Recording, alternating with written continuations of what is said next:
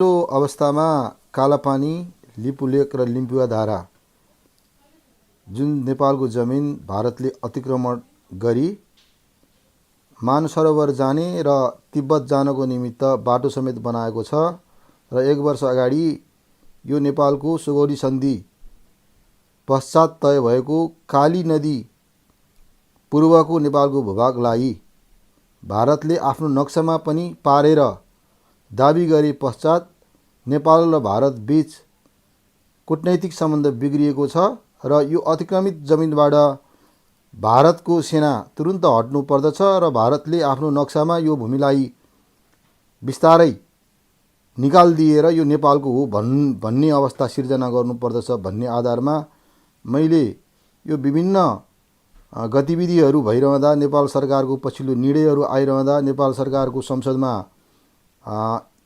नयाँ नक्सा जारीको लागि चाहिँ मन्त्री परिषदले निर्णय गरिसके पश्चात संसदमा दर्ता भइरहँदा बेलायतमा रहेर मैले विभिन्न 9वटा विभिन्न लेखहरू चाहिँ तपाईको लेखेको थिएँ।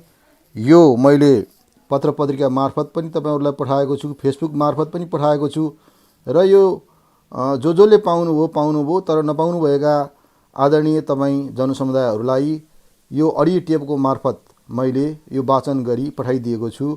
एकचोटि तपाईसँग समय मिल्यो भने सुनिदिनु होला। लेख नम्बर 1 यो लन्डन नेपाल न्यूजमा छापिएको थियो। नक्सा त आयो तर अगाडिको बाटो निकै गम्भीर र चुनौतीपूर्ण छ। यो सामान्य सीमा विवाद होइन। एउटा ठूलो भूभाग छिमेकीले आफूतर्फ गाभेको र एकपक्षीय फौजी उपस्थिति स्थापित गरेको अवस्था छ। कसरी हामी एउटा स्वीकार्य निष्कर्षमा पुग्छौं त्यो निकै संवेदनशील छ।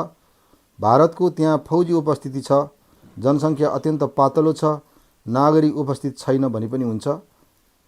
त्यहाँ हाम्रो पक्षमा कति नागरिक मत बन्न सक्छ, भारतलाई कति दबाब दिन सकिन्छ, त्यो कुरा झन्डै महत्त्वहीन भएको छ।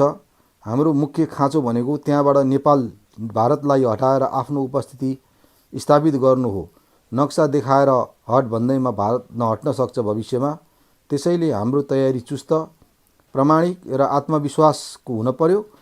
के हुन् त हाम्रा विकल्पहरू पहिचान गर्नु पर्यो, अन्यथा भोगचलन अर्कैको, प्रतिवादीले मुद्दा खेपेसर हुने स्थिति बन्न सक्छ। त्यहाँका जनताले नेपाल सरकारलाई मालपोत तिरेको रसिद, 2015 सालको चुनावमा त्यहाँको मतदाता सूची र 2018 सालमा राष्ट्रिय जनगणना हुँदा त्यस क्षेत्रका गाउँहरूमा पुगेर नेपाली गणकहरूले जनगणना लगायत हामीले भोगचलन गर्दै आएका प्रमाण पनि छन्। सन् 1816 को सुगौली सन्धिदेखि अहिलेसम्मका सन्धि, सम्झौता र सीमा सम्बन्धी नेपाल र भारत बीच सार्वजनिक भएका सबै दस्तावेज, प्रोटोकलहरूले यही नै पुष्टि गर्दछन्। प्रमाणको कुनै कमी छैन, यथेष्ट छ।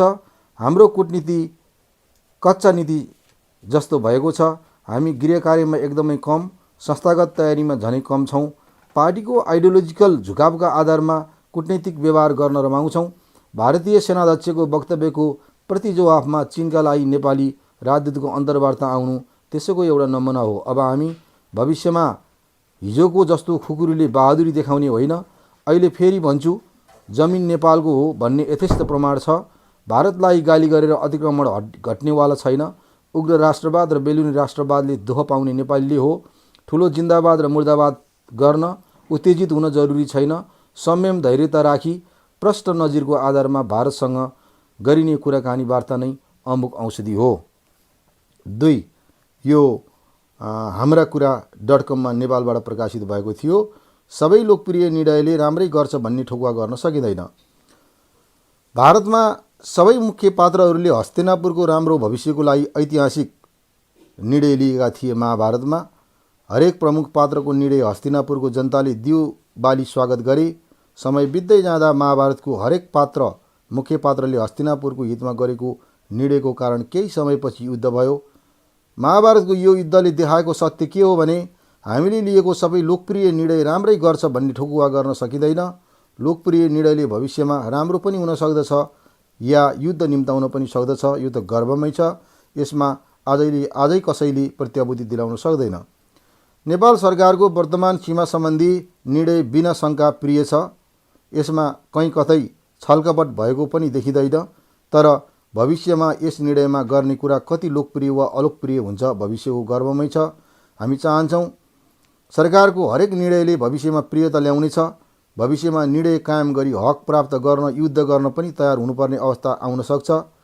भारतको कूटनीति विदेश नीति जो सरकारमा आए पनि एउटै देखिन्छ, तर हाम्रो देश नेपालमा भने सरकार पिच्छे फरक देखिन्छ।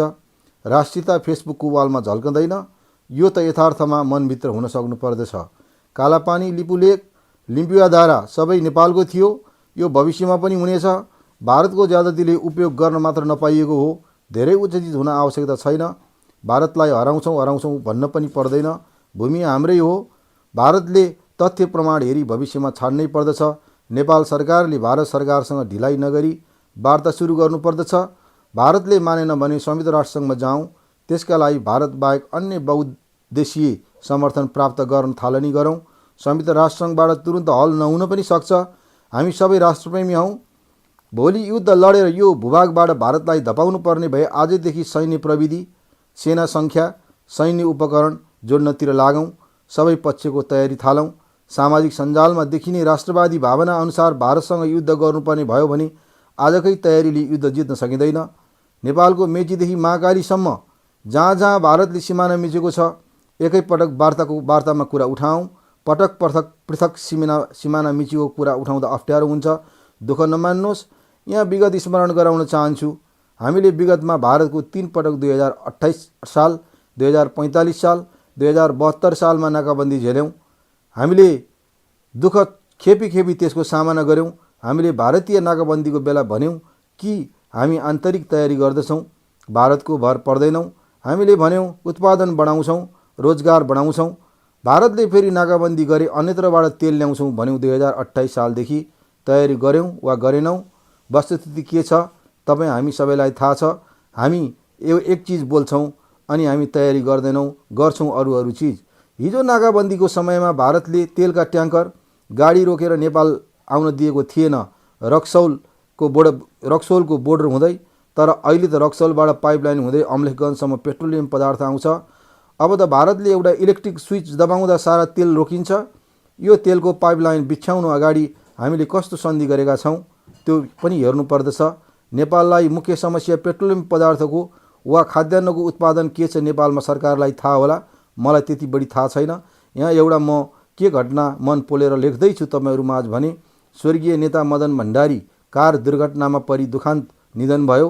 विगतमा हामी सबैले उहाँको निधनमा नेपाललाई अपूर्णीय क्षति भएकोमा दुःख व्यक्त गऱ्यौँ। नेपालका तत्कालीन प्रधानमन्त्री गिरिजाप्रसाद कोइरालाले संवेदना र श्रद्धाञ्जली प्रकट गर्नुभयो। पछि मदन भण्डारीकै पार्टीले के भन्यो भने त्यस बेलाको सरकार प्रमुखले रिजाइन गरी हत्या गरियो। स्वर्गीय मदन भण्डारीको निधन होइन, हत्या भनियो। त्यसको लागि उहाँको पार्टीले सरकारी अनुसन्धान गर्न माग गर्यो। त्यो बेला यो एमाले गरेको निर्णय र माग प्रिय थियो। तर त्यही अनुसन्धानको लागि माग गर्न गरिएको उत्तेजक आन्दोलनले कैयनको ज्यान लियो।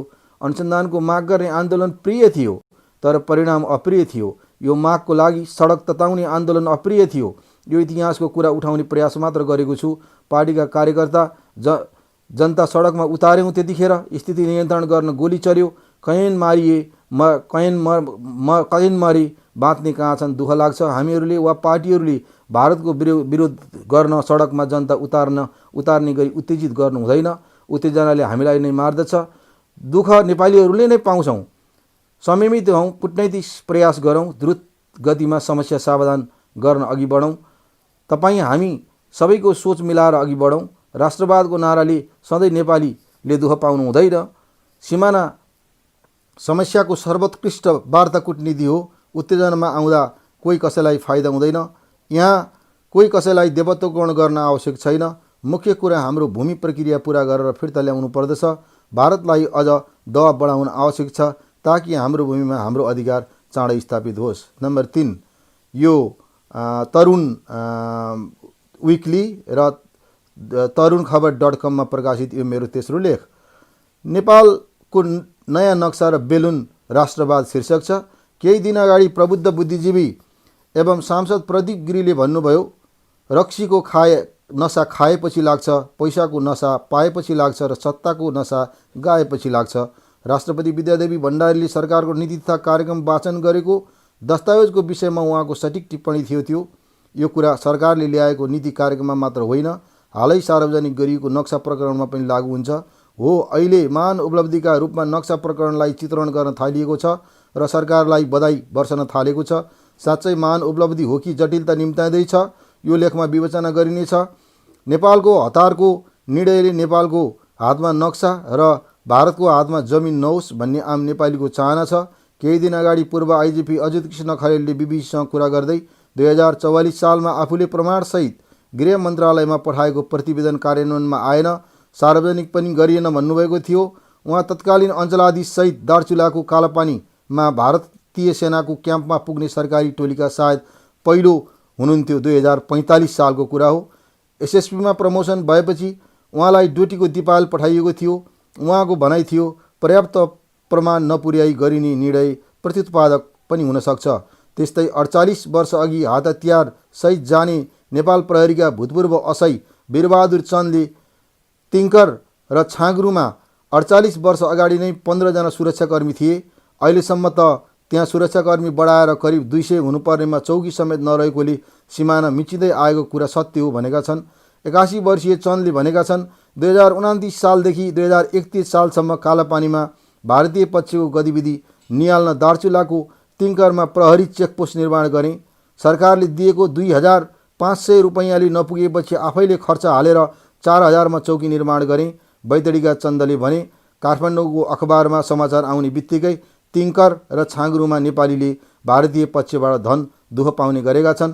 त्यसैले कालापानी फिर्ता गर्ने कुरा कूटनैतिक छलफलबाट टुङ्गो लगाउनु पर्दछ, जुन कुरा नेपालमा अत्यन्तै कमजोर भएको छ र अहिले बिस्तारै बिस्तारै नराम्रा आवाजहरू बाहिर आइरहेको देखेको छु।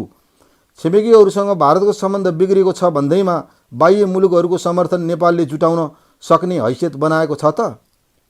बाह्य दबाब नपरेसम्म भारतले आफूले भोगचलन गर्दै आइरहेको नेपालको भूमि छाड्ने सम्भावना न्यून छ। यो अवस्थामा अन्य देशको समर्थन नेपाललाई चाहिन्छ नै, त्यो जुटाउने हैसियत नेपालले बनाएको छ त? मैले यहाँ उठाउन खोजेको विषय पनि हतारमा निर्णय गरेर फुर्सदमा पछुताउने काम नगरौँ भन्ने हो। अहिले त विषय तातो छ। सांसद प्रदीप गिरीले भने झैँ सत्तामा बसेका नेकपाका नेता कार्यकर्ताहरूलाई यतिखेर सत्ताको नशा लागेको छ, त्यसैले गाउन थालेका छन्। विषयवस्तुको गाम्भीर्यता पुग्न सके झैँ लागेको छैन मलाई। चीनको विदेश मन्त्रालयका प्रवक्ता झाओ लिजेनले हिजै मात्र नियमित पत्रकार सम्मेलनमा कालापानीको मुद्दा नेपाल र भारतको आन्तरिक कुरा हो भनेका छन्। एकपक्षीय कदमले स्थितिलाई जटिल बनाउन सक्छ, यसबाट दुवै देश बच्नुपर्छ भन्नुले पनि नेपालले हतारमा निर्णय लियो कि भन्ने कुरा प्रश्न पार्छ। यथार्थ के हो भने सरकारी भनाइ के हो, उपलब्धि, यिनै विषयमा केन्द्रित हुनेछ आजको यो मेरो लेख।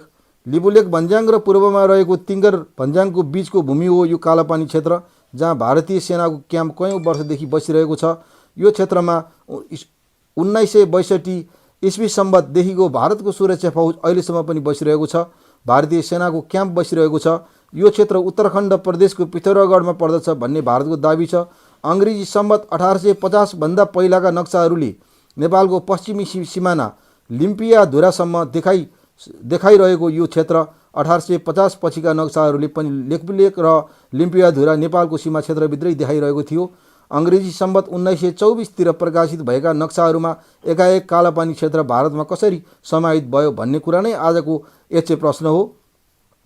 दूरदर्शी राजनेता बीपी कोइरालाले भनेका थिए, लोकतन्त्रले राष्ट्रियता बलियो बनाउँछ, निरङ्कुश तन्त्रले समाप्त बनाउँछ। यो कुरा आज लोकतान्त्रिक व्यवस्थामा प्रमाणित भएको छ। के भारतको रक्षा मन्त्रीले सडक उद्घाटन नगरेको भए ओली सरकारले नयाँ नक्सा सार्वजनिक गर्ने निर्णय गर्थ्यो त? नागरिक समाजका अगुवाईबाट दबाब नभएको भए यो निर्णय हुन्थ्यो त? के अनेकौँ भ्रष्टाचारको काण्डहरूमा डुबेको कारण सरकार कमजोर नभएको भए नयाँ नक्सा जारी हुन्थ्यो त? नेपालले छापेको नक्सालाई भारतले मान्यता नदिने पक्का छ। त्यो अवस्थामा नेपालले अन्तर्राष्ट्रिय अदालतमा गएर मुद्दा लडेर जमिन फिर्ता ल्याउन सक्ने प्रमाण र हिम्मत छ त नेपाल सरकारसँग? यो नेपाल सरकारले हिम्मत आजैदेखि बढाउनु पर्दछ। भारतसँग गर्नुपर्ने प्रारम्भिक वार्तासम्म पनि नगरी भारतले कब्जा जमाएर बसेको नेपालको भूमिसहितको नयाँ नक्सा सरकारले सार्वजनिक गरेको छ। पूर्व आइजिपी अच्युत कृष्ण खरेलले भने झैँ लिपुलेख नेपाली भूभाग हो भनेर चिच्याएर मात्र हुँदैन। त्यस क्षेत्रका जनताले तिरेको मालपोत रसिद र वरिष्ठ पत्रकार भैरव रिसाल आफै गएर लिएको 2018 सालभन्दा अगाडिको जनगणनाको प्रतिवेदन जस्ता अकाट्य तथ्य प्रमाणहरू पेश गर्न सकेको छैन। त्यस्ता प्रमाणहरू अन्य व्यक्तिले पनि पाउने, सरकारले नपाउने भन्ने हुँदैन होला नि। तर नेकपाका नेताहरूले थोत्रा भाँडा ठटाएर मनोरञ्जन गर्न हतार भइसकेको देखेको छु। 7 महिना अघिसम्म भारतले नक्सा जारी गर्दा नेपालले पनि आफ्नो नक्सा सच्याएर भारतलाई काउन्टर दिनुपर्ने माग नागरिक स्तरबाट व्यापक रूपमा उठेको थियो। प्रधानमन्त्री केपी शर्मा ओलीले त्यसबेला भनेको मलाई सम्झना छ, हामी भूमि फिर्ता ल्याउने छौँ, नक्सा छाप्नु त के ठुलो कुरा भयो र। अहिले नक्सा छाप्नुलाई नै युद्ध जितेको शैलीमा प्रचार गरिएको छ। एकतर्फी रूपमा नक्सा निकाल्नु वा प्रिन्ट गर्नु नै ठुलै बहादुरीको काम होइन। सरकारले वास्तविक चुनौती भनेको भूमि फिर्ता ल्याउनु हो, जुन सानोतिनो प्रयासले सम्भव छैन। यसको लागि तथ्य प्रमाण सहितको तयारी गर्नुपर्ने आवश्यकता आजैदेखि देखेको छु। नक्सा छाप्दैमा जमिन पाउने वा फिर्ता हुने भए भारतले पछिल्लो पटक छापेको नक्सामा पाकिस्तान अधीनस्थ काश्मीरलाई र चीन अधीनस्थ अक्साई जस्ता चीनका क्षेत्रहरूलाई समेत आफ्नो नक्सामा पारेको छ। के अब ती क्षेत्रहरू पाकिस्तान र चीनले भारतलाई सर्लक्क दिन्छन् त? अन्तर्राष्ट्रिय मामलाहरूमा देशभित्रका सबै समुदाय र शक्ति एक ढिक्का भई कूटनैतिक सफलताको पहिलो खुड्किलो हो भन्ने कुरा प्रधानमन्त्री केपी शर्मा ओलीले बुझ्न सक्नुपर्छ। आफ्नै पार्टीमा एक्लिएका सम्माननीय प्रधानमन्त्री ओलीले संसदमा क्रियाशील राजनैतिक दलहरूलाई प्रमुख दुश्मनकै झैँ व्यवहार गरेका छन् र हिजो गरिएको पनि थियो। यो सत्य हो, उनको चरम असफलता भएकै थियो। छिमेकीहरूसँग भारतको सम्बन्ध बिग्रेको छ भन्दैमा बाह्य मुलुकहरूको समर्थन नेपालले जुटाउन सक्ने हैसियत बनाएको छ त? बाह्य दबाब नपरेसम्म भारतले आफूले भूचलन गर्दै आइरहेको नेपालको भूमि छाड्ने सम्भावना नै हुन्छ। त्यो अवस्थामा अब अन्य देशको समर्थन नेपाललाई चाहिन्छ नै। त्यो जुटाउने हैसियत नेपालले बनाउन अब प्रयास गर्नुपर्दछ। के भारतका रक्षा मन्त्रीले सडक उद्घाटन नगरेको भए ओली सरकारले नयाँ नक्सा सार्वजनिक गर्ने निर्णय गर्थ्यो त? होइन भने योभन्दा अगाडि 7-8 महिना अगाडि नै भारतले जब यी क्षेत्रहरूलाई आफ्नो नक्सामा समेट्यो, तुरुन्तै हामीले कडा प्रतिवाद किन गरेनौँ त? नागरिक समाजका अगुवाबाट दबाब नभएको भए यो निर्णय हुन्थ्यो त? कि अनेकौँ भ्रष्टाचारको काण्डमा डुबेको कारण सरकार कमजोर नभएको भए नयाँ नक्सा जारी हुन्थ्यो त? मुलुक कोरोना भाइरसको महासङ्कटमा परिरहेको बेला जनताको भावना अन्यत्र मोड्ने हाम्रा सम्माननीय प्रधानमन्त्रीले राम्रो बाटो भेटाएकी छन् कि जस्तो लाग्छ मलाई। राष्ट्रवादी छवि निर्माणका लागि यो सरकारको छवि यसरी ध्वस्त भइरहेको थियो कि नेकपाको सरकारको नाम पनि कसैले सुन्न सक्ने अवस्था थिएन, अझै पनि छैन। पार्टीभित्रबाट सम्माननीय प्रधानमन्त्री केपी ओली विरुद्ध आएको सङ्कट लगायत चेजियर घोटालाकाण्ड, वाइड बडी घोटालाकाण्ड, यति होल्डिङ घोटालाकाण्ड, स्वास्थ्य सामग्री खरिदमा संलग्न ओम्नी समूह घोटालाकाण्ड, सांसद अपहरण काण्ड, अनावश्यक अध्यादेश काण्ड, 33 किलो सुन काण्ड, बालुवाटार ललिता निवास जग्गा प्रकरण जस्ता भ्रष्टाचारजन्य 1 दर्जन बढी काण्डहरूले निथ्रुक्कै भिजेको नेकपाको सरकारले आफ्नो असफलता छोप्न र जनताको ध्यान अन्यत्र मोड्न ल्याएको एउटा प्रपञ्च मात्र हो जस्तो लाग्छ मलाई। कम्युनिस्ट सरकारहरूको कार्यशैलीको अनेकौँ उदाहरण छन्। मैले 2वटा मात्र यहाँ उदाहरणको रूपमा चीनको सांस्कृतिक क्रान्ति दिएको छु। चीनको माओ सेतुङको नेतृत्वमा सन् 1966 देखि सुरु भएको सांस्कृतिक क्रान्तिबारे प्रबुद्ध पाठकलाई मैले जानकारी गराउनै पर्दैन। देश विकास हुन नसक्नुको कारण परम्परावादी सोचाइ नै हो भनी माओले पोलिट ब्युरोबाट निर्णय गराएका थिए। त्यस घटनालाई तत्कालीन कम्युनिस्ट मुलुक सोभियत सङ्घले उग्र अराजकतावादी आतंक र पार्टी नेतृत्व हत्याउने रक्तपातपूर्ण आन्तरिक सङ्घर्ष भनेको थियो। 16 मई 1966 देखि सुरु भएको सांस्कृतिक क्रान्ति 1976 को अन्तसम्म पुग्दा चीन गृहयुद्धको स्थितिमा पुगेको थियो। सांस्कृतिक क्रान्तिका नाममा हजारौं गुम्बा मठ मन्दिर भत्काइयो, लाख मानिसको ज्यान लियो। माओ सेतुङद्वारा लिखित ठुला अक्षरमा हेडक्वार्टरमाथि बम प्रहार गर भन्ने पोस्टर टाँगियो। मलाई सम्झना छ, रुसी राष्ट्रपति भ्लादिमिर पुटिनको सरकार पूर्णतः असफल हुँदै गइरहेको थियो। रुसी राजनीतिमा निराशा आएको थियो, आन्दोलन चर्कँदै थियो।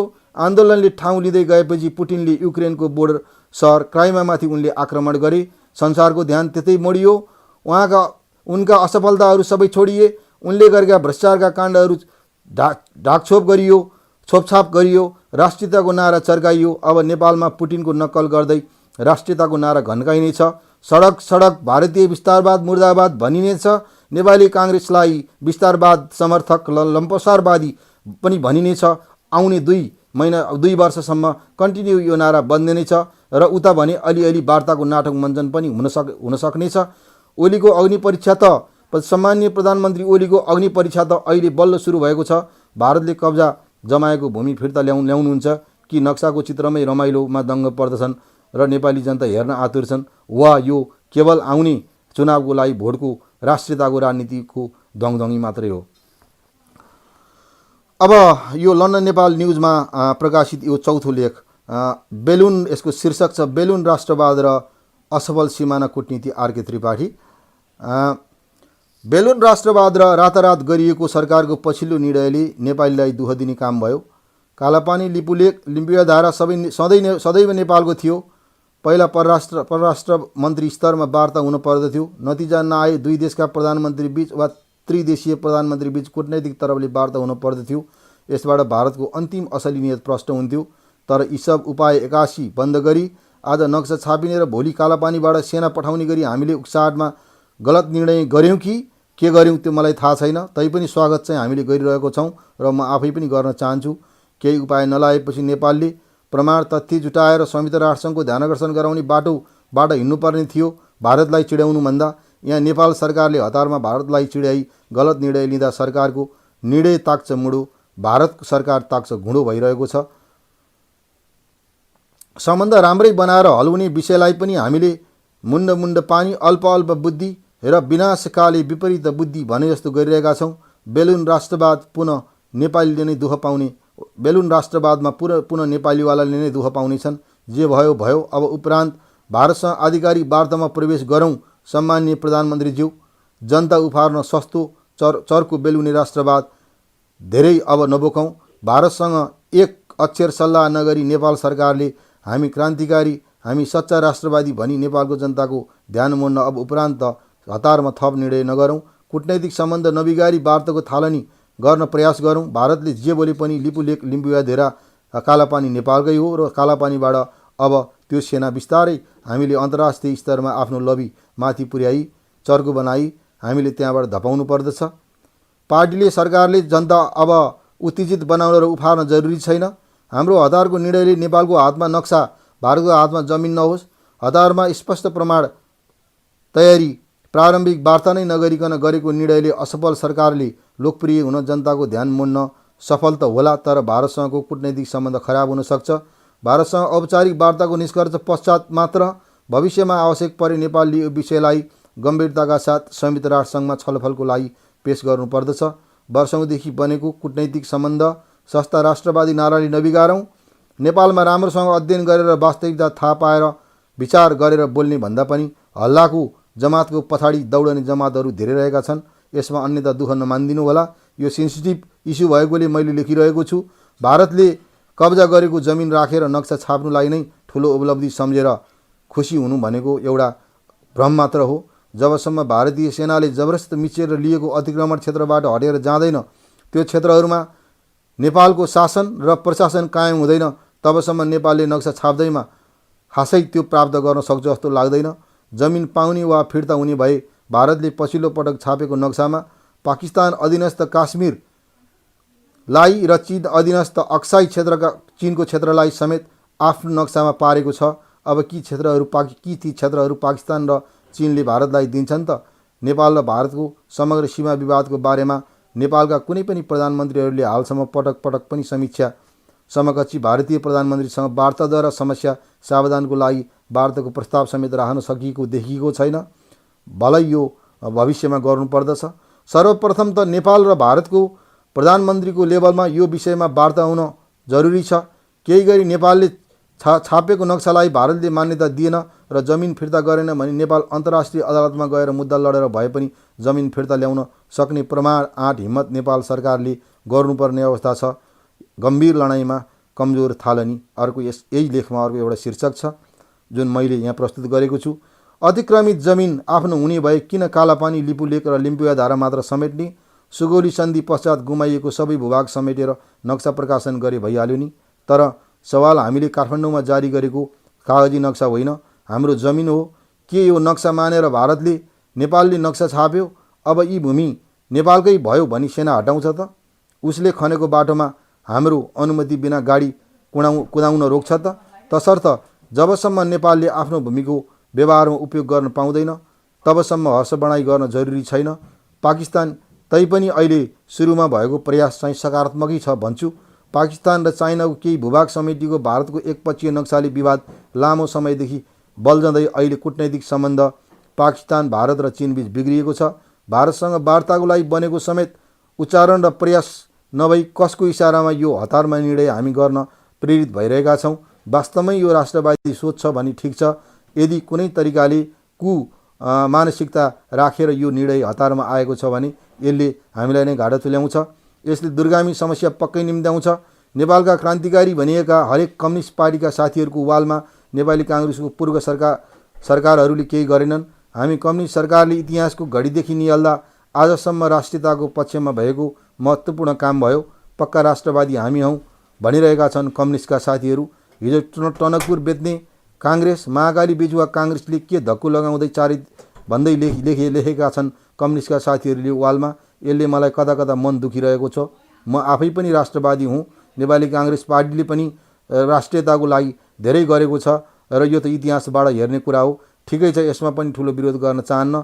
पाकिस्तान र चाइनाको केही भूभाग समेटिएको भारतको एकपक्षीय नक्साले विवाद लामो समयदेखि बढ्दै अहिले कूटनैतिक सम्बन्ध पूर्ण बिग्रिएको छ। रिजनै अस्तव्यस्त छ।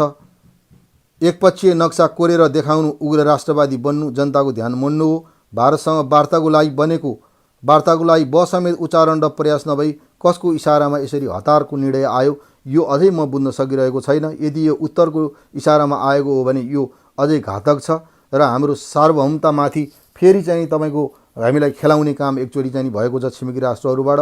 यसले दूरगामी समस्या पक्कै निम्त्याउँछ। सगरमाथाको बारेमा चीनसँग सम्बन्ध नबिगारी एकपक्षीय नक्सा नकोरी कूटनैतिक प्रयास र वार्ताको प्रयासले स्वर्गीय बीपी कोइरालाले सगरमाथाको भूभाग नेपालको हो भनी चीनलाई 2015 सालमा मनाएको इतिहासबाट पाठ सिकी त्यही तरिकाले वार्ता प्रयास कूटनीति जारी हुनुपर्दछ। हुँदासम्म त केही कम्युनिस्ट पार्टीका पोलिट ब्युरो सदस्यहरूले के लेखिरहेछन् अहिले उहाँहरूको फेसबुक वालमा भने र आपसी बधाई साँडिरहेछन् भने सरकारको पछिल्लो नक्सा रेखाङ्कनले गर्दा अब गिरिजाप्रसाद कोइरालाले बेचेको टनकपुर र शेरबहादुर देउवाहरूले नेतृत्व गरी बेचेको चाहिँ पूर्व सरकारहरूले बेचेको कालापानी नदी समेत यो नक्साले नेपाली भूभागमा ल्याउन सफल भएका छौँ भन्दै बधाई सम्माननीय प्रधानमन्त्रीज्यू, बधाई नेपाल सरकार, बधाई सम्माननीय परराष्ट्र मन्त्री प्रदीप गेवालीज्यू र नेकपाका पार्टी र सरकार भनिरहेका छन्। अचम्मको कुरा के छ भने नेपाली काङ्ग्रेसका नेता कार्यकर्ता पनि त्यसमा कतै बधाई दिइरहेका छन्। यहाँ असफलतालाई छोप्न ध्यान मोडाइदिएका छन्। विभिन्न काण्डहरू ओझेलमा परेको छ। फेरि पनि यो लेखमा भन्छु, वाइडबडी काण्ड, यति होल्डिङ काण्ड, ओम्नी काण्ड, सांसद अपहरण काण्ड, पार्टी फुटाउने अध्यादेश काण्ड, निर्मला हत्याकाण्ड, 33 किलो सुन काण्ड, ललिता निवास काण्ड छोपिएका छन् र पनि उहाँ कम्युनिस्टहरू आज हामी सबैभन्दा ठुला राष्ट्रवादी हौँ भनिरहनु भएको छ। ठिकै छ, राष्ट्रवादी तपाईँ अथवा नेपाली जनता अथवा हामी अथवा जो कोही भए पनि नेपालको लागि राम्रो हुनुपर्दछ। यहाँ ठुलो चाहिँ राष्ट्रवादको बिगुल फुकेर ठुलो समस्या भविष्यमा यसैले ल्याइदियो भने यो फेरि घातक हुनसक्छ। यसमा राष्ट्रवादी भन्ने तपाईँ मित्रहरूले नै खास विचार गर्नुपर्ने हुन्छ। नेपाली काङ्ग्रेसले बेचेको टनकपुर, महाकाली, लिपुलेख फिर्ता ल्याउने बाटो खुलेको छ भन्दै कम्युनिस्टहरू एक आपसमा बधाई साँडिरहनु भएको छ। म देखिरहेको छु। बेमौसमी राष्ट्रवाद र बेलुनी राष्ट्रवादले नेपाली काङ्ग्रेसलाई पुनः एकपटक अप्रत्यक्ष प्रहार गरेको छ। के नेपालका कम्युनिस्टहरूले भने चाहिँ स्वर्गीय श्रद्धेय गिरिजाप्रसाद कोइराला, शेरबहादुर देउवा राष्ट्रियताको सन्दर्भमा यति कच्चा थिए त? देश बेच्नै लागेका थिएन त? के नेपालको राष्ट्रियता जोगाउने कम्युनिस्ट मात्र र कम्युनिस्टहरूको सरकार मात्रै हो त? के त्यो देशमा क्रान्तिकारी काम गरेका कम्युनिस्टहरूले मात्रै हो त? प्रजातन्त्र प्राप्तिको आन्दोलनमा सबै गरेका कम्युनिस्टहरूले मात्रै हो त? राणा पञ्चायतदेखि राज संस्था फाल्ने के कम्युनिस्टहरू मात्रै हुन् त? के आज कम्युनिस्टहरूले बोले जस्तो गरी नेपाली काङ्ग्रेसले नेतृत्व गरेको पूर्व परराष्ट्र मन्त्रीहरू असफल भएकै हुन् त? कूटनैतिक तपाईँको चाहिँ यो वार्ता समाधानमा नेपाली काङ्ग्रेस असफलै भएको हो त? एकचोटि नेपाली काङ्ग्रेसले फेरि रिभ्यू पनि गर्नुपर्नेछ र कोणबाट अहिले जो हतारमा निर्णय आइरहेछ स्वागत गर्दै पनि फेरि पनि नेपाली काङ्ग्रेसलाई प्रहार हुनसक्छ। राष्ट्रियताको नारा बन्न सक्छ। भोटको राजनीति हुनसक्छ। दङदङी राष्ट्रवादले फेरि हिजो जसरी चाहिँ भारतसँग नाकाबन्दीमा नेपाल बोल्न सकेन भनेर चाहिँ भोट माग्न राष्ट्रवादी नारा प्रयोग भयो। यही नारा प्रयोग भोलि गाउँ गाउँमा चाहिँ तपाईँको राष्ट्रवाद नेपाली काङ्ग्रेस बीच लम्पसारवाद भनिन सक्छ। त्यसमा पनि नेपाली काङ्ग्रेसका पार्टीका नेता कार्यकर्ताहरूले बुझ्न जरुरी छ।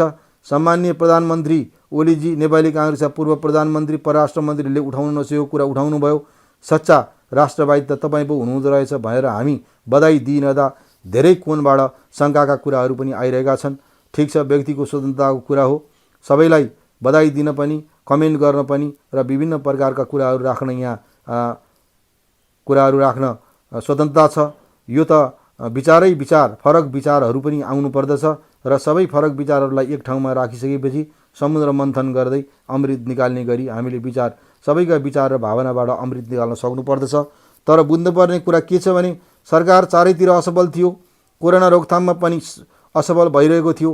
सरकार उपयुक्त नाराको लागि कुरिरहेको थियो। यही बेला जनताको ध्यान मान्न राष्ट्रियताको नाममा मोडिदिएको हो। नेपाली काङ्ग्रेसलाई पुनः चुनावमा परास्त गर्न यही नाराले 2 वर्षपछि हुने चुनावको लागि प्रोपगन्डा मात्र बनाएको हो। के हो भने रुसमा भ्लादिमिर पुटिनको सरकार असफल थियो, जनता निराश थिए, आन्दोलन चर्कँदै थियो, पुटिन पूर्ण असफल भइरहेका थिए, आन्दोलनले ठाउँ लिँदै थियो। भ्लादिमिर पुटिनले युक्रेनको बोर्डर सहर क्राइममा आक्रमण गरे, संसारको ध्यान त्यतै मोडियो, असफलता छोपियो, भ्रष्टाचार छोपियो, काण्डहरू छोपियो, राष्ट्रियताको नारा बेसगरी लगाइयो, आन्दोलनको ध्यान मोडियो। त्यसै गरी यही नक्कली राष्ट्रियताको आवाज भारतीय विस्तारवाद मुर्दाबाद अब लगातार निरन्तर घन्किरहनेछ। नेपालमा सडक तताइनेछन्, बेरोजगारी छोपिनेछन्, भ्रष्टाचार ओझेलमा पारिनेछन्। विगत जस्तो भारतले लगाएको नाकाबन्दीमा काङ्ग्रेस बोल्न सकेन। हामी नेकपाले नाकाबन्दी खुलायौँ, सामना गऱ्यौँ भने जस्तै आगामी 2 वर्ष राष्ट्रियता भनिनेछ। नेपाली काङ्ग्रेसलाई फेरि अराष्ट्रिय तत्त्व र लम्पसारवादी भनिनेछ।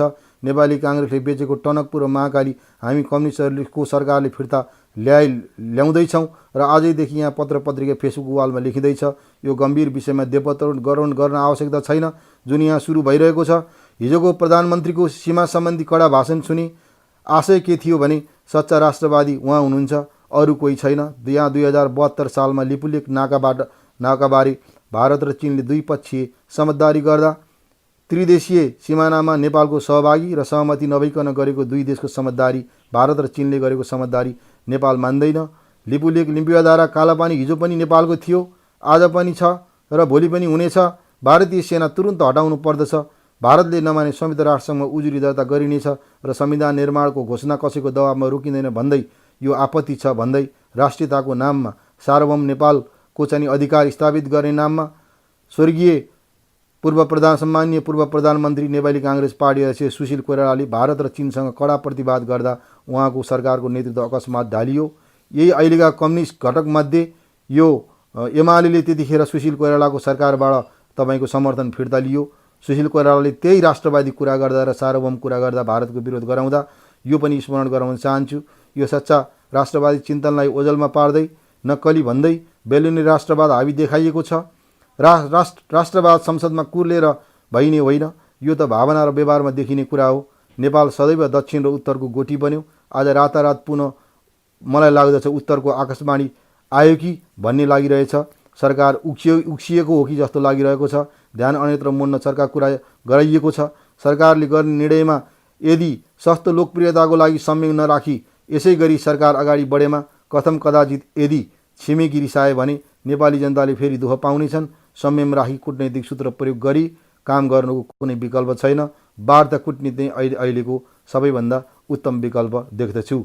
यो पृष्ठभूमिमा यति बेर पुनः लिपुलेक कालापानी र लिम्बुवाधारा क्षेत्रको विषयले राष्ट्रिय राजनीति तताएको छ। भारत र चीनबीच 2072 जेठ 1 गते बेजिङमा नेपालको लिपुलेक हुँदै सीमा व्यापार अगाडि बढाउने गरी सम्झौता भयो। जुन कुरा उनीहरूको वक्तव्यपछि मात्र नेपालले थाहा पायो। उक्त सम्झौता नेपाली सार्वभौम सत्ता र अखण्डतामाथिको हस्तक्षेप थियो। अहिले त्यही सम्झौता कार्यान्वयनमा आएको देखिन्छ। यसमा छिमेकीहरूको नियतसँग हाम्रा सत्तासीन नेताहरूको पनि उत्तिकै दोहोरो चरित्र देखिन्छ। 2072 जेठमा जसरी तत्कालीन प्रधानमन्त्री सुशील कोइरालाले दुवै मुलुकलाई विरोध पत्र लेखेर अडान राखे, त्यही आधारमा वर्तमान नेतृत्वले पहल कदमी गर्न सक्नुपर्दछ। उहाँपछिका सरकारले उक्त अडानलाई निरन्तरता दिन नसक्नु नै अत्यन्तै दुःखद कुरा हो। राष्ट्रियताको सवालमा मुलुकको प्रधानमन्त्री रहेको उक्त अडानलाई उठाइरहेको भए मुलुकले सायद यो अवस्था बेहोर्नु पर्ने थिएन होला। गत कार्तिकमा भारतले लिपुलेक कालापानी क्षेत्रलाई आफ्नो मुलुकभित्र देखाएर नक्सा सार्वजनिक गर्दा समेत हाम्रो राजनीतिक र कूटनैतिक पहल फितलो रह्यो, फलोअप हुँदै भएन। नेपाल र भारत र चीनबीच त्रिदेशीय सीमा रहेको, सीमा समेत तय नभएको अवस्थामा कूटनैतिक पहल कदमी र वार्ता अपरिहार्य देखिन्छ। हामीले तत्काल भूभाग अतिक्रमणको कूटनीतिबाट कूटनैतिक ढङ्गबाट खुलेर र सशक्त रूपमा प्राथमिकताका साथ वार्ता गर्नुपर्दछ। आफूलाई राष्ट्रवादी देखाउन सत्तारूढ दलका नेतै पिच्छेका वक्तव्यबाजी होडभन्दा प्रतिपक्ष सहितको साझा धारणा बनाएर सरकार यसमा दृढतापूर्वक अडान राख्दै अगाडि बढ्न आवश्यक छ। अब यो अर्को लेख नम्बर 5 लन्डन नेपाल न्युजमा मैले यो छपाएको थिएँ। हाम्रो कूटनीति कच्चा नीति जस्तो छ। हामी गृह कार्यमा एकदमै कम, संस्थागत तयारीमा झनै कम छौँ। पार्टीको आइडियोलोजिकल झुकावका आधारमा कूटनीतिक व्यवहार गर्न रमाउँछौँ। भारतीय सेनाध्यक्षको वक्तव्यको प्रतिजवाफमा चीनका लागि नेपाली राजदूतको अन्तर्वार्ता आउनु त्यसको एउटा नमुना हो। गत बुधबार सरकारले महाकाली नदीको उद्गम स्थल लिम्पियाधारा, लिपुलेक र कालापानीको भूभागलाई समेटेर नेपालको नयाँ नक्सा जारी गरेको छ। लामो समयदेखि यो भूभागमा नक्सा सम्बन्धी एकपक्षीय ढङ्गले ढाकछोप हुँदै आएको थियो। नेपालको सरकारी पक्ष कहिलेकाहीँ आन्तरिक खपतका लागि केही प्रतिक्रिया देखाए पनि कुनै पहल नगरी बसेको थियो। अहिले कम्तीमा नेपालको तर्फबाट एउटा कोर्स करेक्सन गर्ने प्रयत्न भएको छ। यो सकारात्मक छ। यसमा सरकारलाई श्रेय दिन कन्जुस्याइ गर्नुहुन्न। न धेरै गाली न धेरै ताली नै पिट्न आवश्यक छ। नागरिकले आफ्नो विवेक गुमाएर सरकारको पक्षमा परेड खेल्ने कुरा पनि होइन। यो त सरकारको न्यूनतम जिम्मेवारी हो, जसमा हामी वीर शमशेरका पालादेखि नै चुक्दै आएका थियौँ। अब नेपाल र भारतका बीच यो क्षेत्र नक्साको लडाइँमा उत्रेको छ।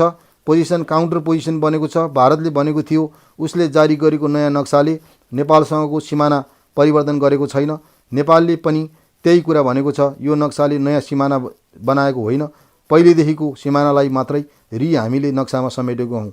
यो नक्सा दण्डमा लामो समयदेखि नेपालको ओकालत गर्दै आएका सिमानाविद बुद्धिनारायण श्रेष्ठ सबैभन्दा बढी धन्यवादका पात्र हुनुहुन्छ। सेवानिवृत्तपछि उहाँको नक्सा सङ्घर्षबाट मुलुक लाभान्वित भएको छ। अहिले सरकारले जारी गरेको यो नक्सा धेरै वर्ष पहिले 2 दशक नै भयो होला कान्तिपुरको यही स्तम्भको दायाँ पृष्ठमा लामो लेखसहित छापिएको थियो। त्यसको कटिङ यहाँ अहिले मैले पाइनँ। ब्रिटिस म्युजियम, लाइब्रेरी र अन्य विभिन्न संस्थाहरूमा सबै ठाउँमा धाउनुभएको थियो उहाँ। यसको प्रामाणिक आधिकारिक पुष्टि गर्न त्यसपछि बुद्धिनारायणजीका सबै लेख र पुस्तकमा यो नक्सा पाइन्छ। यही नक्सा नागरिक अभियन्ताहरूले गत कार्तिकमा सरकारको ध्यानाकर्षण गर्दै बुझाएकै थिए। मलाई लाग्दैन यसमा सरकारले अरू केही थपेको छ। त्यसैले प्रश्न उठ्छ, किन यो काम 4-5 महिना पहिले हुन सकेन? सायद भएको भए भारतले लिपुलेक भएर चीनको मान सरोवर जोड्ने बाटोको काममा पुनर्विचार गर्नुपर्ने अवस्था बन्थ्यो कि? भारतीय रक्षा मन्त्री राजनाथ सिंहले त्यो बाटोमा उद्घाटन नगरेका भए सरकारलाई अहिले पनि नक्साको चटारो पर्ने थिएन जस्तो लाग्छ। बाटो एकै रातमा बन्ने कुरा होइन। हाम्रो ध्यान वा सचेतता नपुगेको मात्र हो। यदि हामी आफैले त्यहाँको जानकारी राख्न सक्दैनौँ, भारतीय गतिविधिपछि मात्र प्रतिक्रिया स्वरूप तत्कालका लागि क्रियाशील भएको देखिन्छौँ भने नक्सा जारी गर्दैमा वा नगर्दैमा के फरक हुन्छ र? असफलता र विवादको भुङ्ग्रोमा परेको बेला सम्माननीय प्रधानमन्त्री केपी ओलीलाई यो एउटा गजबको साइज जुर्न गयो। जे होस्, अब एउटा आधिकारिक नक्सा हाम्रो सामु छ, जसलाई पछिका सरकारले पनि नदेख्न मिल्दैन। त्यसमै टेकेर अगाडि बढ्नुपर्ने हुन्छ। यसबाट हामीले कूटनैतिक बाजी मार्यौँ कि के भयो भविष्यले नै बताउनेछ। यदि सरकार यसमा गम्भीर छ भने उसले पनि परीक्षा अब प्रारम्भ भएको छ। 2018-19 सालदेखि हामीले भारतलाई कालापानीसम्म फौजी उपस्थितिको सुविधा मात्र होइन, भूचलनको समेत सुविधा दिएको र आफू चाहिँ त्यहाँबाट राजनैतिक प्रशासनिक हिसाबले समेत फिर्ता भएको अवस्था छ। तर नेपालले यो कुनै लिखित सन्धि, सम्झौता वा समझदारीका आधारमा त्यो क्षेत्रको भूचलन भारतलाई छोडेको हो भन्ने प्रमाण चाहिँ अहिलेसम्म देखिएको छैन। फेरि पूर्ववर्ती सरकारहरूले गरेको गल्तीकै आधारमा अर्को देशले हाम्रो भूमि कब्जा गर्नुको औचित्य स्थापित हुने पनि होइन। दुई देशबीचको सीमा रेखालाई अन्तर्राष्ट्रिय सीमा भनिन्छ। यसको एकपक्षीय अदल बदल हुनु भनेको सीमा अतिक्रमण हो। अन्तर्राष्ट्रिय सम्बन्धमा यसको मान्यता हुँदैन। स्थापित मान्यताहरूको उल्लङ्घन मानिन्छ र त्यो क्षेत्र विवादित भएर अन्तर्राष्ट्रिय समुदायमा वर्गीकृत हुने सम्भावना रहन्छ। सन् 1816 को सुगौली सन्धिदेखि अहिलेसम्मका सन्धि, सम्झौता र सीमा सम्बन्धी नेपाल भारत बीच सार्वजनिक भएका सबै दस्तावेज प्रोटोकलहरू छन्। नेपाल भारत सीमा रेखा छुट्याउने, त्यसैका आधारमा दुई देशको सिमाना छुट्याउने नक्सा बनेका छन्, स्तम्भहरू बनेका छन्। नेपाल भारत सिमाना निर्धारण र व्याख्या गर्ने योभन्दा अरू बढी प्रमाण आधार के चाहियो र? त्यसैले अब प्रमाणको कुरा होइन, तद अनुरूप काम चाहिने हो। तर सरकारको ध्यान अन्यत्रै मोडेको देख्छु म। यो नक्सा जारी गर्ने मन्त्री परिषदको निर्णय सुनाउँदै प्रधानमन्त्री सम्माननीय प्रधानमन्त्री केपी ओलीले संसदमा संविधानको अनुसूची 3 मा रहेको नेपालको निशान छाप संशोधन गर्नुपर्ने भएकोले सो सम्बन्धमा संविधान संशोधनको प्रस्ताव समेत छिट्टै संसदमा लैजाने जानकारी दिनुभएको थियो र अहिले त्यो प्रस्ताव संसदमा दर्ता पनि भएको छ। संविधान र राजनीति शास्त्रको सामान्य ज्ञानले पनि भन्छ निशान छाप भनेको सरकारको औपचारिक छाप अर्थात् लोगो हो, देशको नक्सा होइन। अरू देशमा पनि यस्ता निशान छाप छन् जसमा अधिकांशले नक्सा राखेका छैनन्।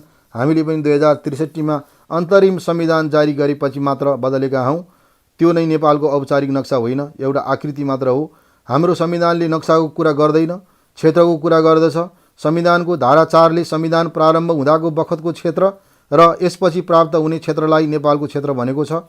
संविधान प्रधानमन्त्रीज्यूले को कुराले एउटा गम्भीर प्रश्न उठाएको छ, के यो नक्साले नेपालको भौगोलिक क्षेत्रमा परिवर्तन ल्याएको हो? के नेपालले नयाँ भूभाग प्राप्त गरेको हो? संविधान संशोधनको नाममा खोक्रो बहादुरी देखाउने वा मूल कुरा विषयान्तर गर्ने सोच पनि हुनसक्छ।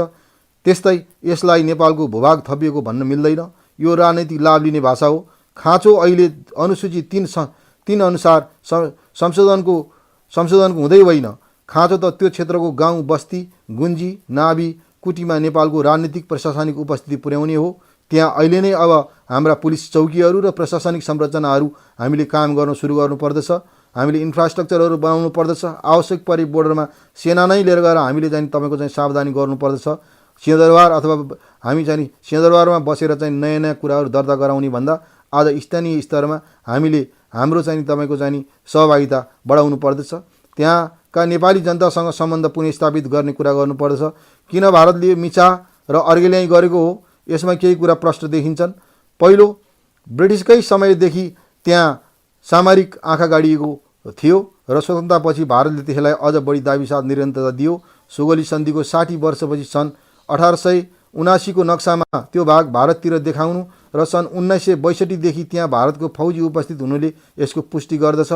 दोस्रो, काठमाडौँको सत्ता सुरक्षा, भारत र चीनको सीमा विवाद चर्किएको र युद्धका बेला राजा महेन्द्रले कालापानीमा भारतीय फौजको उपस्थितिलाई डिफ्याक्टो अनुमोदन गरेको प्रश्न छ। तपाईहरू सबैलाई थाहै छ। पछि 2036 देखि 2038 मा नेपाल चीन संयुक्त सीमा सर्वेका बेला कालापानी यतै सीमित हुन निर्देशन दिएको कुराले पनि यसको थप पुष्टि हुन्छ। भारतको सुरक्षा संवेदनशील क्षेत्र हो भनेर नेपालको सार्वभौमता सत्तामाथि अतिक्रमण स्वीकार्य हुन सक्दैन र हुने कुरा पनि होइन। फेरि मान सरोवर जाने बाटो खुलाउने भनेपछि सुरक्षाको कुरा कहाँ बाँकी रह्यो र? अर्को, सीमा व्यवस्थापनका बारेमा हाम्रो पहिलेदेखि उपेक्षा पनि उत्तिकै जिम्मेवार छ। हामीले ठान्यौँ त्यो दूरदराज र निर्जन ठाउँको काठमाडौँ केन्द्रित शासनमा के महत्त्व छ र? तर एउटा सार्वभौम मुलुकको अन्तर्राष्ट्रिय सीमाना शासकीय स्वार्थमा लेनदेनको विषय होइन। अन्तर्राष्ट्रिय कानुन, अन्तर्राष्ट्रिय सम्बन्धका मान्यता र कूटनीतिक स्थापित नम्सले यस्तो व्यवहारलाई मान्दैनन्।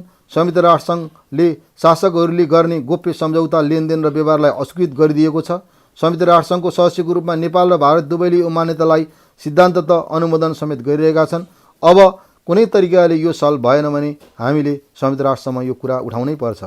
यहाँ अलिकति विचार विमर्श गर्न चाहन्छु। अबका विकल्पहरू के छ त? अगाडिको बाटो के हो? विकल्प के छन्? हामी भन्छौँ सबैले त्यही भनेका छन्। हाम्रो विकल्प कूटनीतिक सावधान नै हो। हाम्रो कूटनीतिक कच्चा नीति जस्तो छ। हामी गृह कार्यमा एकदमै कम, संस्थागत तयारीमा झनै कम छौँ। प्रचारबाजी, पपुलिस्ट डिप्लोमेसी हाम्रो पार्टीको कथित आइडियोलोजिकल झुकावका आधारमा कूटनीतिक व्यवहार गर्न रमाउँछौँ। भारतीय सेनाध्यक्षको वक्तव्यको प्रतिजवाफमा चीनका लागि नेपाली राजदूतको अन्तर्वार्ता आयो।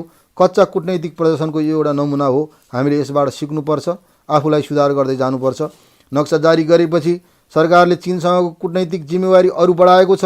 कालापानीदेखि लिम्पिया धैरासम्मको सीमा रेखामा चीनले भारतसँग होइन नेपालसँग व्यवहार गर्ने हो। यो कुरा नेपाल चीन सीमा सम्बन्ध र व्यवहारमा स्थापित हुन आवश्यक छ।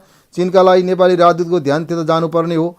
सन् 2015 को मेमा भारतीय प्रधानमन्त्री नरेन्द्र मोदी र चीनका राष्ट्रपति सी जिङपिङले लिपुलेक भएर नाका खोल्ने निर्णय गरे। मानसरोवर जोड्ने बाटोको ढोका त्यसैले खोलेको छ।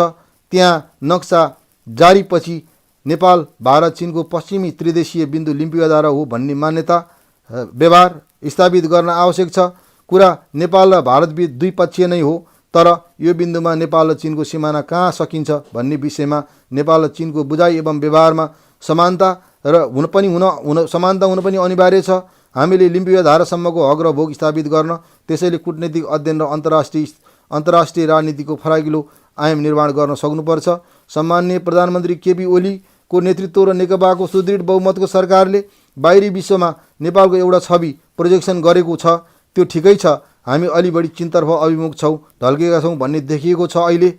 यदि त्यो हो भने त्यो फेरि नेपालको लागि घातक छ। हामीले दुवै देश हाम्रो सदियौँदेखिको चाहिँ एउटा जुन हाम्रो पञ्चशीलको आधारमा तय भएको कूटनैतिक सम्बन्ध छ, त्यसलाई बराबरी र हराबरीको रूपमा दुवै देशबीच हामीले चाहिँ व्यवहार गर्न जरुरी छ। खास गरी युरोप अमेरिकाको यो धारणा बन्नु म त्यति अस्वाभाविक पनि ठान्दिनँ। सरकार मात्र होइन, एक प्रकारको सत्तारूढ दलका नेतृत्व पङ्क्ति र सांसदहरूको समेत अहिले चीन र उसले अघि सारेको रोड एन्ड बेल्ट बाहेक अरू अन्तर्राष्ट्रिय इनिसिएटिभलाई अमेरिका इन्डो पेसिफिक ध्रुवका हिसाबले हेर्ने दृष्टिकोण बनेको छ। यसले हाम्रा कूटनैतिक प्रयत्नहरूलाई सानो घेरामा सङ्कुचन गर्छ, हाम्रा विकल्पहरूलाई सीमित पार्दछ। यो संसार न्युजमा प्रकाशित मेरो अर्को एउटा लेख थियो। नेपालको नक्साबाट 2032 सालमा एकाएक हराए पनि सन् 1819 देखि 1894 सम्म भारतबाटै जारी नक्साले कालापानी नदीको मुहान लिम्बुवाधाराको शिरलाई स्पष्ट किचानी गरेको पाइएको छ। भारतले लिम्बुवाधाराको 335 वर्ग किलोमिटर र कालापानी क्षेत्रको 60 वर्ग किलोमिटर नेपाली भूमि हडपेपछि कालापानी वारीको सानो खोल्साबाट निस्केको पानी जम्मा गरेर त्यसैलाई काली नदीको मुहान भनिरहेको बेला भारतका पुराना नक्साहरूले नै लिम्बुवाधारा कालीको मुहान हो भन्ने पुष्टि भएको छ। नेपाली भूमि तिल्सीमा सैनिक क्याम्प राखेपछि भारतले सानो खोल्सोबाट निस्केको पानी जम्मा गरेर तलाउ बनाएको थियो। कृत्रिम तलाउभित्र कालो ढुङ्गा बिछ्याएर उसले त्यसलाई कालीको मुहान भन्दै आएको छ। यो वास्तवमा आपत्तिजनक छ। त्यही आधारमा नेपालको भूमि नहडपेको दाबी भारतले गरिरहेको छ। सुगौली सन्धिलाई आधारबिन्दु मानेर विभिन्न चरणमा प्रकाशित भारतीय नक्साहरूले नै भारतको अहिलेको दाबीलाई खण्डन गरेको छ। यो जो यहाँ म प्रस्तुत गर्न चाहन्छु। अहिले हामीसँग प्राप्त विभिन्न नक्साहरू जसरी कुमाऊ प्रदेशको नक्सा, कुमाऊ गढवालको नक्सा, त्यसै गरी हिन्दुस्तानको पश्चिम प्रदेशको नक्सा, त्यसै गरी कुमाऊ गढवालको नक्सा 1879 लगायत विभिन्न नक्साहरूको बारेमा यहाँ केही प्रश्न गर्न चाहन्छु। कुमाऊ प्रदेशको नक्सा लिम्बुवाधारा नेपालकै हो भनेर पुष्टि गर्ने गरी फेला परेको सबभन्दा पुरानो भारतीय नक्सा सन् 1819 को हो, जुन कुमाऊ प्रदेशले जारी गरेको थियो। सन् 1816 मा सुगौली सन्धि भए यता नेपालले फेला पारेको यो पहिलो नक्सा हो। सर्वे अफ इन्डियाले जारी गरेको उक्त नक्सामा लिम्बुवाधारालाई काली नदीको मुहानको रूपमा स्पष्ट देखाइएको छ। कुमाऊ र गढवालको नक्सा सर्वे अफ इन्डियाले नै सन् 1827 मा कुमाऊ र गढवाल सहितको नक्सा जारी गर्यो। उक्त नक्सा अहिले गुमेको नेपाली भूभाग फिर्ताका लागि वार्ता गर्दा नेपालले पेश गर्ने अर्को बलियो प्रमाण बनेको छ। हिन्दुस्तानको पश्चिम प्रदेशको नक्सा सन् 1816 मार्च 4 मा तत्कालीन इस्ट इन्डिया कम्पनी र नेपाल सरकारबीच भएको सुगौली सन्धिको दोस्रो पानामा काली नदी र त्योभन्दा पूर्वको भूभाग नेपालको हुने उल्लेख छ। त्यस यता लगातार प्रकाशित भारतीय र नेपाली नक्साको लागि लिम्बुवाधारालाई नेपालकै भूभागमा उल्लेख गरिएको छ। त्यही अनुसार नै सन् 1830 मा जारी हिन्दुस्तानको पश्चिमी प्रदेशको नक्सामा स्पष्टै लिम्बुवाधाराबाट बग्ने काली नदीको मुहानलाई नेपालको सिमानाको रूपमा उल्लेख गरिएको छ। नक्साले कालीलाई नेपाल भारत सिमाना नदी र यसको मुहान लिम्बुवाधारा नै हो भनेर चित्रित गरेको छ। कुमाऊ र गढवालको नक्सा 1859 सन् 1856 अघिसम्म प्रकाशित सबै नक्सामा लिम्बुवाधारालाई नै कालीको मुहान मानिएको तथ्य प्रमाण भेटिन्छन्। तर सन् 1959 मा भारतीय पक्षबाट बदमासी भएको देखिन्छ। त्यतिखेर सर्वे अफ इन्डियाले नै निकालेको एउटा नक्सामा लिपुलेक भन्ज्याङबाट आउने एउटा खोलोलाई नेपाल र भारत सीमा मानेर लिम्बुवाधारालाई भारतपट्टि पारिएको छ। भारतले किन यस्तो गर्यो भन्ने कारण फेला परेको छैन, तर आफैले सार्वजनिक गरेको उक्त नक्सालाई खण्डन गर्ने गरी सर्वे अफ इन्डियाले नै कुमाऊ र गढवालको नक्सा जारी गर्यो, जुन नक्सा 1827 मा निकालिएको नक्सा जस्तै काली नदीलाई नै नेपाल भारत सिमाना किटन गरिएको छ। कुमाऊ राज्यको नक्सा 1894। सर्वे अफ इन्डियाले 1894 मा फेरि कुमाऊ राज्यको नक्सा अद्यावधिक गर्यो। त्यो नक्साले पनि लिम्पियाधुरा यताको भूभाग नेपालकै हो भनेर पुष्टि गरेको छ। नेपाल र भारतको सिमाना लिम्पियाधुरा नै हो भनेर पुष्टि गर्ने गरी विभिन्न प्रकारका नक्सा सार्वजनिक भइरहेका छन्। तर ऐतिहासिक दस्तावेज र खोजबाट प्राप्त भएका यी 5 नक्साले नेपालको भूमि भारतबाट अतिक्रमण भएको प्रश्न देखिएको अवस्थामा अब भारत त्यो क्षेत्रबाट पूर्ण रूपमा अतिक्रमण छोडी भारतले छोडिदिनु पर्दछ।